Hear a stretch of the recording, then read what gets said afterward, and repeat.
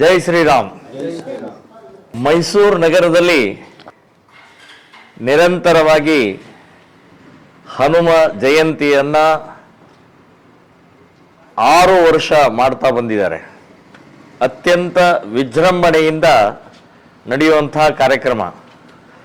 ಇದೇ ತಿಂಗಳು 28ನೇ ತಾರೀಕು ಮೈಸೂರು ಹನುಮಂತೋತ್ಸವ ಸಮಿತಿ ವತಿಯಿಂದ ಶೋಭಾಯಾತ್ರೆ ನಡೆಯೋದಿದೆ, ಧರ್ಮಸಭೆ ನಡೆಯೋದಿದೆ.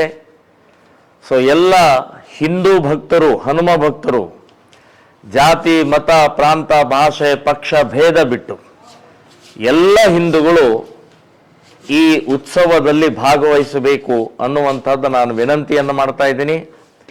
ಇವತ್ತಿನ ದಿನ ಹಿಂದೂ ಸಮಾಜ ಒಟ್ಟಾಗಿ ಹನುಮಂತನ ದೈವ ಭಕ್ತಿ ಮತ್ತು ರಾಷ್ಟ್ರ ಶಕ್ತಿಯ ಮೂಲಕ ಒಂದು ಸಂದೇಶವನ್ನು ಕೊಡಬೇಕಾಗಿದೆ.